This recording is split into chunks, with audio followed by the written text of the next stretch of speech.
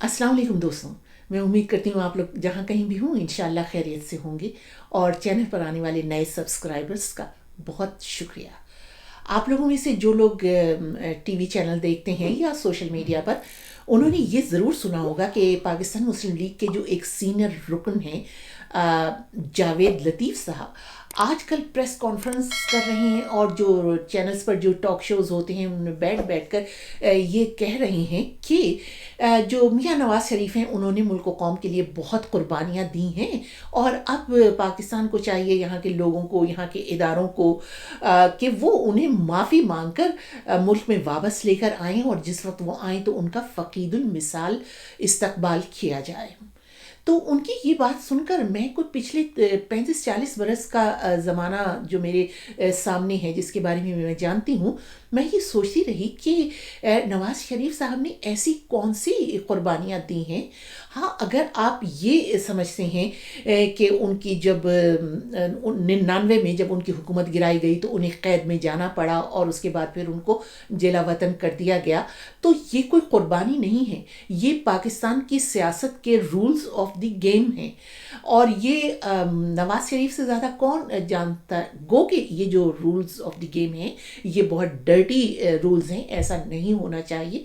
लेकिन वो जानते हैं, वो तो खुद जिस तरीके से आए थे 80 के अशरे में, उनको जिस तरह से जनरल ज़ियाउल हक लेकर आए थे सियासत में, तो वो बखूबी जानते थे कि यहाँ पर जो सियासत है वो कोई महज़ब पेशा प्रोफेशन नहीं है, बल्कि इसी किस्म की डर्टी रूल्स हैं वहाँ पर, वहाँ की सियासत के और सियासी इदारों के। तो ये तो नवाज शरीफ साहब, मियाँ साहब बखूबी जानते होंगे, लिहाजा ये कोई कुर्बानी नहीं है। और फिर जब उनको जिला वतन भी किया गया तो वो तो जाकर वहाँ पे सऊदी अरब के महल में रह रहे थे। ये और बात है कि वो अब उन इख्तियारात को यकीनन मिस करते होंगे जो पाकिस्तान में वज़ीर आज़म के ओहदे पर रहकर मुल्क के मालिक बनते हैं, वो वहाँ पर नहीं थे, लेकिन वो महल में रह रहे थे। और इस दौरान भी उनका और उनके ख़ानदान का जो बिजनेस है वो तो दिन रात बढ़ता चला गया। तो ये जलावतनी या कैद में जाना उनका या उन पर मुकदमा चलना, ये कोई कौम के लिए हरगिज़ उनकी कोई कुर्बानी नहीं समझी जा सकती। लीडर्स की कौम के लिए कुर्बानी क्या होती है ये अगर देखना हो तो देखिए नेल्सन मंडेला को, जिन्होंने 26 बरस कैद तन्हाई में गुजारे। ये होते हैं कौम के लीडर। वो लीडर नहीं जो जिन पे अगर कोई सख्त या बुरा वक्त आए तो वो या तो जाकर सऊदी अरब के महलात में रहना शुरू कर दें, और या फिर आप आकर लंदन में बेहतरीन महंगे तरीन इलाकों में रिहाइश इख्तियार कर लें, और अगर इलाज मालजे की ज़रूरत भी हो तो लंदन के बेहतरीन हस्पतालों में अपना इलाज करवाएं। कौम के लीडर वो होते हैं जो बुरा वक्त भी कौम के साथ ही गुजारते हैं। अब आइए उनकी पॉलिसियों की जानिब। मियाँ नवाज शरीफ 90 के अशरे में 2 मरतबा पाकिस्तान के वज़ीर आज़म रहे, और ये अरसा मिला के तकरीबन 5 बरस तो बनते ही हैं।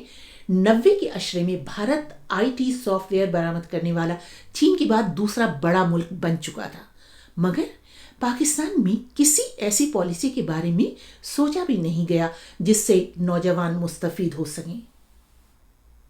मजमूई तौर पर पंजाब की वज़ारत आला और वज़ारत उज़्मा पर नवाज शरीफ और उनके भाई शहबाज शरीफ लगभग 30 बरस तक हुक्मरानी करते रहे हैं।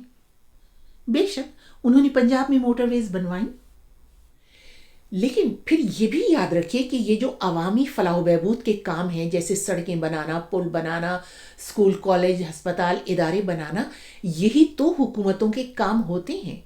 हुकूमतें इसीलिए तो आती हैं, इसीलिए तो बनती हैं।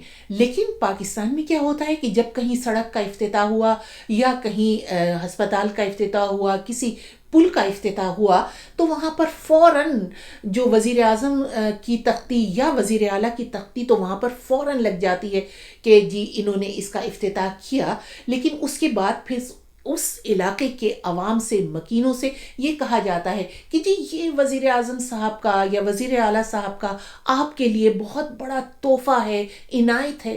کس لیے؟ کیا آپ نے یہ تحفہ اپنی جیب سے دیا ہے عوام کو؟ لیکن عوام کو نفسیاتی طور پر زیر بار کرنے کے لیے یہ کہا جاتا ہے، حالانکہ یہ تو عوام کا حق ہے۔ آپ اسی عوام سے تو ووٹ لے کر وزیر اعظم بنتے ہیں یا وزیر اعلیٰ بنتے ہیں۔ آپ ان پر احسان کس لیے جتا رہے ہیں کہ یہ قوم کے لیے آپ نے کوئی بہت بڑا کارنامہ انجام دے ڈالا؟ نہیں، آپ حکومت میں اگر ہیں تو یہ کام آپ کے فرائض میں شامل ہیں۔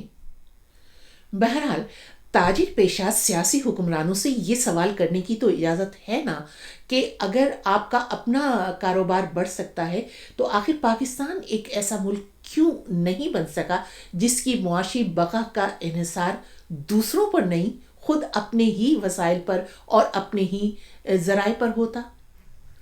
پاکستان اس وقت 23ویں IMF پروگرام میں شامل ہے، اور شامل کیا ہے، ایک طرح سے ان کے جوتے کھا رہا ہے۔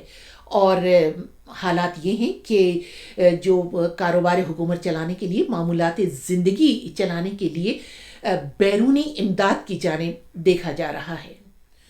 ٹھیک ہے، ان سب حالات کے ذمہ دار واحد میاں نواز شریف کو تو نہیں قرار دیا جا سکتا، لیکن یہ تو بتا دیں کہ انہوں نے قربانیاں کیا دی ہیں۔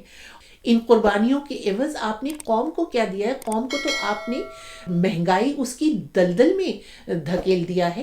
تو آپ کی قربانیاں آپ کی اپنی سیاست کے لیے ہیں، اور کوئی ان سے چینل پر جب وہ بیٹھے ہوئے مسلم لیگ کے لوگ یہ کہہ رہے ہوتے ہیں تو کوئی ان سے یہ نہیں پوچھتا کہ دولت بڑھی تمہاری تو افلاس کیوں بڑھا، خوشحالی عوام کے اسباب کیا ہوئے؟ لیکن بہرحال جو کمرشل چینلز ہیں ان پر اس قسم کے سوال نہیں پوچھے جاتے۔ آپ لوگوں کی کیا رائے ہے ضرور لکھیے گا۔ اجازت دیجیے، خدا حافظ۔